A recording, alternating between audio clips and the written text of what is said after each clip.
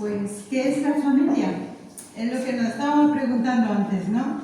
Pues es realmente el núcleo vital de la sociedad, es una institución diseñada por Dios. Realmente Dios instituyó la familia y pues normalmente está compuesta por el padre, por la madre, biológicamente nacidos así, un papá y una mamá, un hombre, una mujer y los hijos.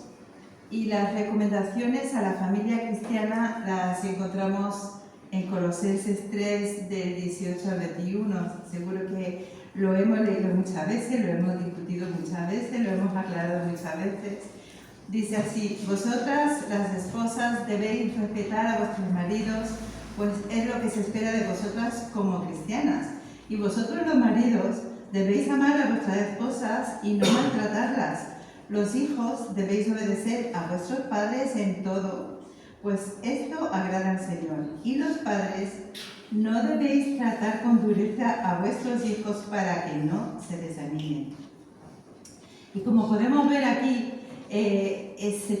nos están hablando, nos están exhortando a tener una relación de armonía, en respeto, en amor, en dignidad, los unos para con los otros dentro de nuestra propia familia. Sin embargo, hoy en día nos enfrentamos en nuestra sociedad y por supuesto en nuestras congregaciones también, porque no somos una familia ideal, con familias que han sido heridas, que han sido mutiladas a veces por el abandono del padre o de la madre, donde el diseño original de Dios ha sido destruido, desfigurado.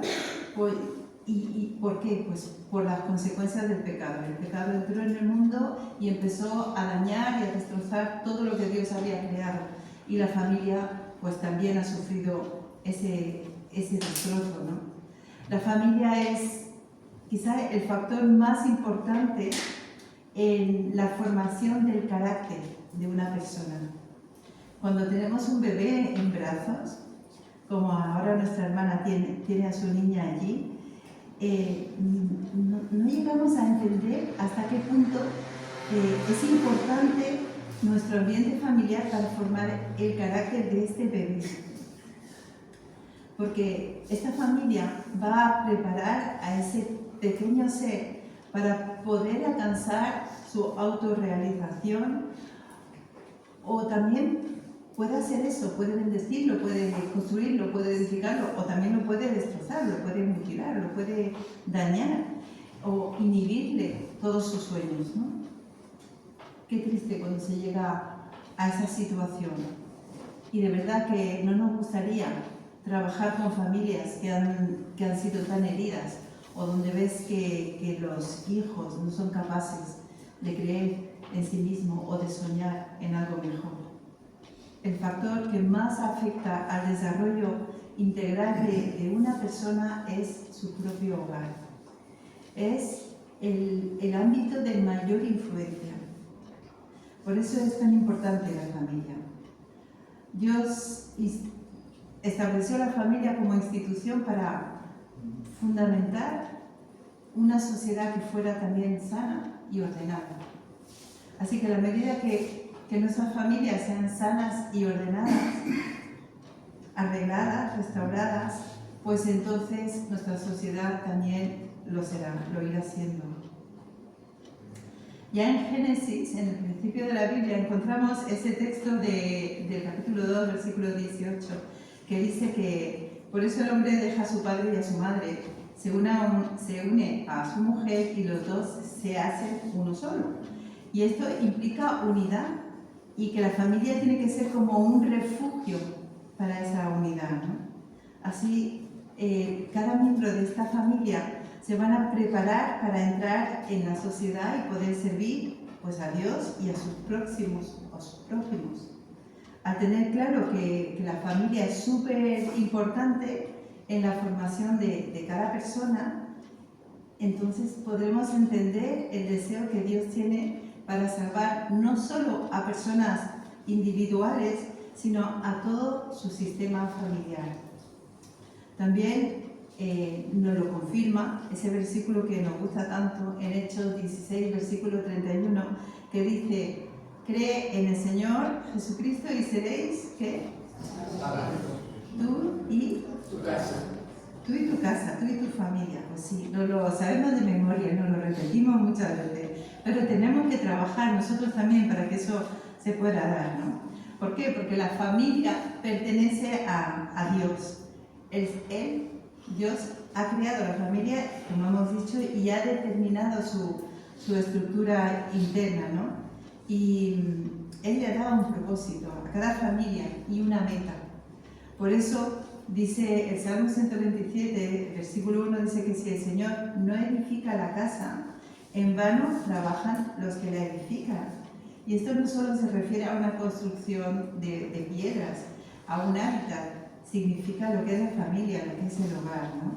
Así que de esta manera, nuestro matrimonio, nuestro hogar, nuestros hijos, nuestra familia, pertenecen al Señor.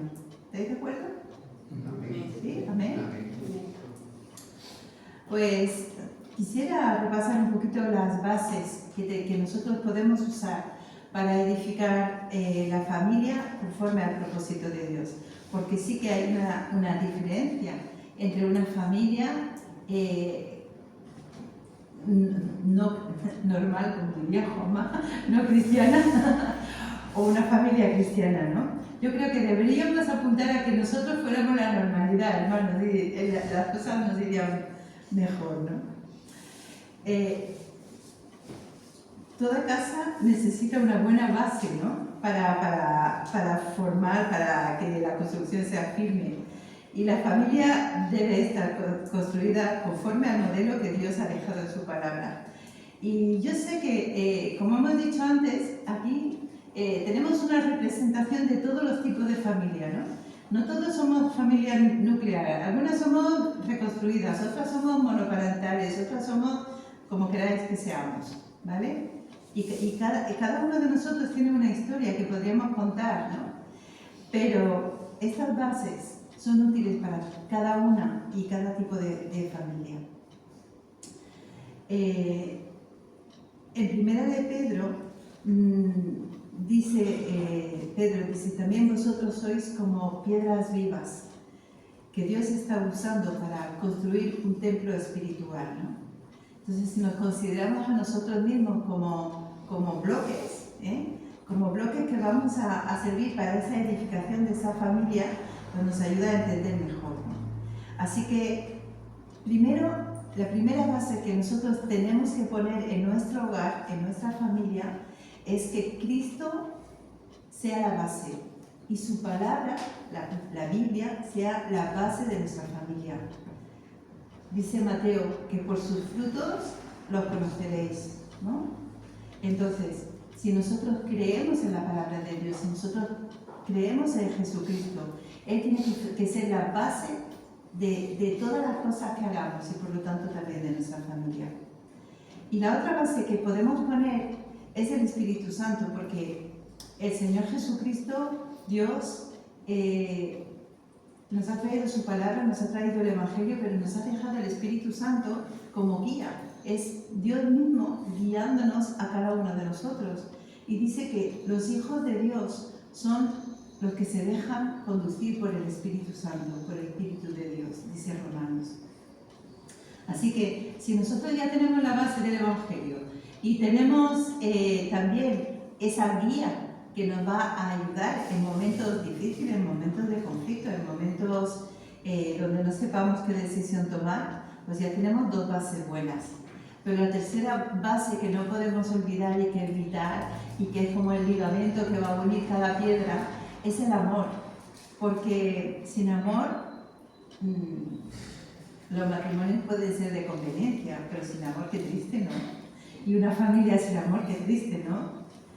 Y la propia palabra de Dios nos dice, en muchos textos nos habla del amor de Dios, ¿no? Pero en Juan dice que esto es lo que os mando, que os améis unos a otros, ¿vale? Así que la próxima vez que tengas una dificultad, una diferencia con alguien de tu familia, acuérdate de este versículo, que os améis unos a otros, es un mandamiento. Otro de podemos poner es la sabiduría. ¡Guau! Y si yo no soy tan listo, si yo no soy tan sabia, ¿y cómo lo hago?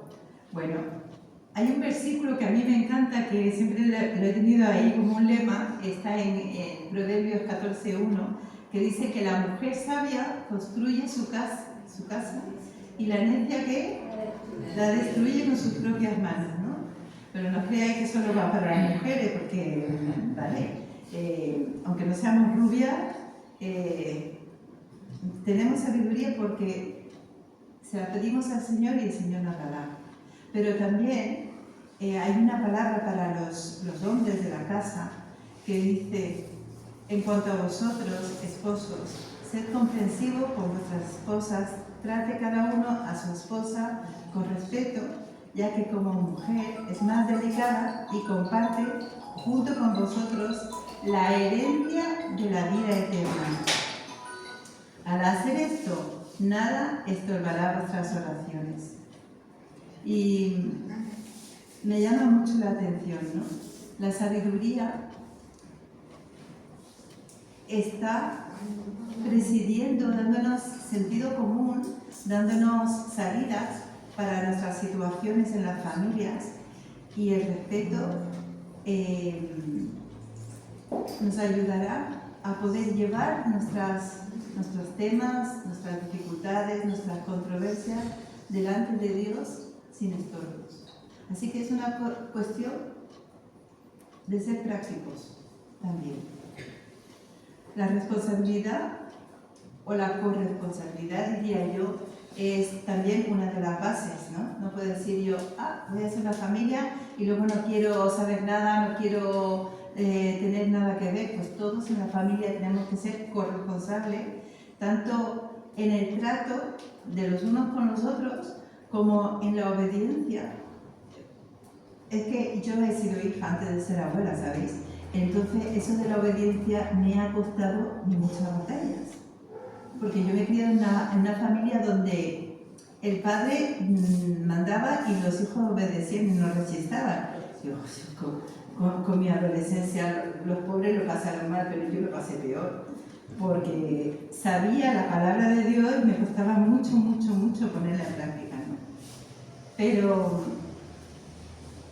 en el trato unos con otros, en la obediencia o en ese sujetarnos los unos a los otros, en ese respetarnos, no siempre estamos de la misma opinión, o también en la provisión, cuando hace falta en casa traer comida a casa o traer recursos a casa, todos nosotros, todos, maridos, mujeres, hijos, tenemos que colaborar en eso, ¿verdad? Y ha leído antes un hermano este texto de 1 de Timoteo, que dice que el que no mira por los suyos, especialmente por los de su casa, ha renegado de la fe y es peor que los infieles. Y esto es muy fuerte, porque todos tenemos la responsabilidad de velar primero por nuestra casa. Y una vez que nuestra casa tiene lo suficiente, tiene lo necesario, podemos estar para compartir y para ayudar a los demás. La paz. Bueno, otra de las bases. ¿Os imagináis una casa donde no hubiera paz en ningún momento del día? Sería insufrible, ¿no? Sería imposible vivir ni descansar en ella, ¿no? Y el apóstol Santiago nos dice que a los que buscan la paz entre las personas, Dios los premiará dándoles paz y haciendo que lleven una vida recta. La paz es necesaria y es un valor tan grande que tiene que fundamentar nuestra casa. Cuando llegas a casa y está la casa tranquila, está todo bien, qué gusto, ¿no? Cuando se acaban los ruidos del día, se apagan los aparatos y hay silencio, uno puede descansar.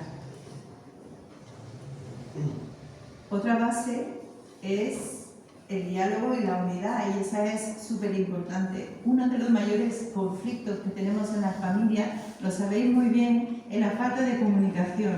Yo todavía sigo luchando con esto en mi propia familia, porque hay personas que les gusta hablar por gestos o hacer pero ¿me has oído? ¿No? Pero ¿qué pasa si en nuestra familia no hubiera posibilidad de diálogo o posibilidad de compartir lo que uno siente, lo que uno ha vivido, lo que uno necesita decir, ¿no? Así que una de las cosas que quiero que se nos quede en esta mañana es que no tenemos que olvidar, hermanos, que cada hogar, cada uno de vuestros hogares, cada una de vuestras familias es una iglesia del Señor, ¿vale? Así que Pablo en Corintios decía: os suplico en el nombre de nuestro Señor Jesucristo que no discutáis más, que reine entre vosotros la armonía y cesen las divisiones. Os ruego encarecidamente que mantengáis la unidad en vuestros pensamientos y en vuestros propósitos. Que no peleéis más.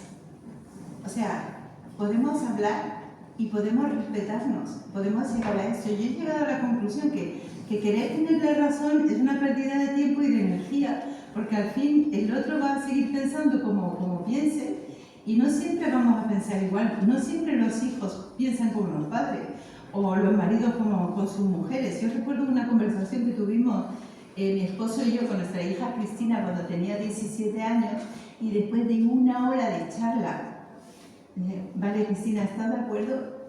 Y dijo, no. Yo no sé, aquello se me hizo todo oscuro, pero ella siguió hablando y dijo, pero como soy mis padres, los voy a obedecer. Uf, ¿no? Pues qué bueno, ¿no? Qué bueno. Pero necesitamos hablarlo, necesitamos exponer cada uno nuestros temas, nuestros puntos de vista y respetarnos.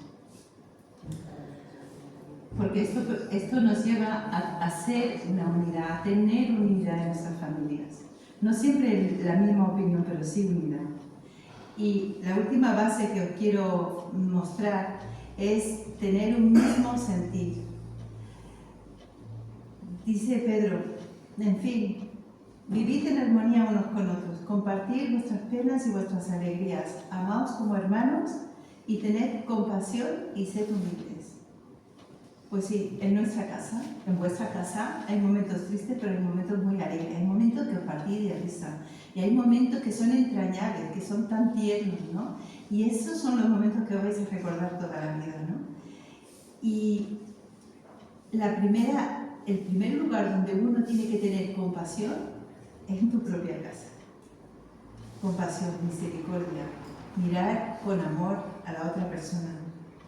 Así que yo quisiera parar aquí un momentito y quisiera que Mijaela nos pusiera una presentación que hemos preparado con cada una de las iglesias, cada una de las familias que componen nuestra iglesia habitual.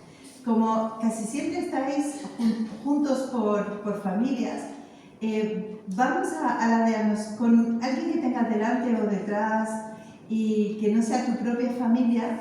Vamos a tener 2 minutos de oración por la familia el uno del otro, ¿de acuerdo? Yo quisiera hablaros también un poquito de lo que es la familia de la iglesia, ¿no?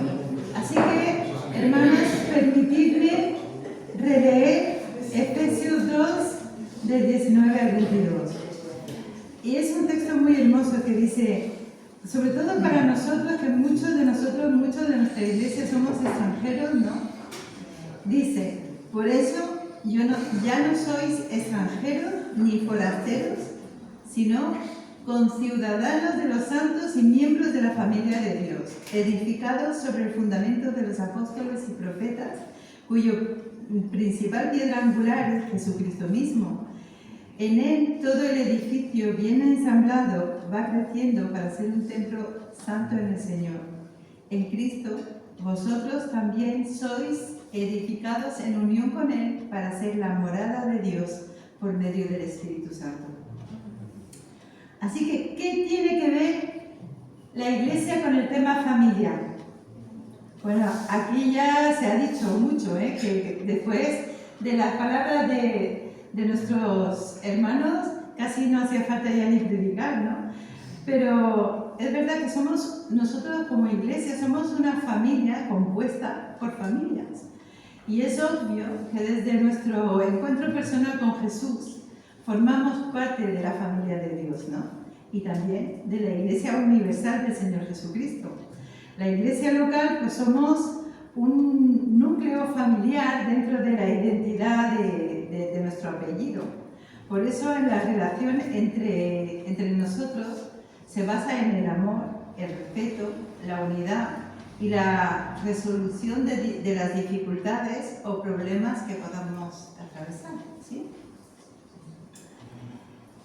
Yo estaba pensando que yo tengo un nombre histórico, ¿no? Me llamo Juárez de apellido y Juárez, bueno, eran tan importantes que se fueron fueron conquistadores de Extremadura que se fueron hasta México, ¿no? Y tengo hasta una ciudad con mi nombre. Pues fijaros la cantidad de Juárez que puede haber en el mundo, ¿no? Sin embargo, mi familia, Juárez, pues es mucho más reducida, pero nos enmarcamos dentro de un gran contexto. Y nuestra iglesia es así también. Y por eso en la iglesia nos relacionamos dentro de esta unidad local, donde realmente podemos conocernos, podemos saber quiénes somos, podemos comprendernos, podemos compartir muchas cosas y podemos estar o no estar de acuerdo con todas las cosas, pero podemos aprender juntos. Yo quisiera hablaros de la situación de nuestra iglesia.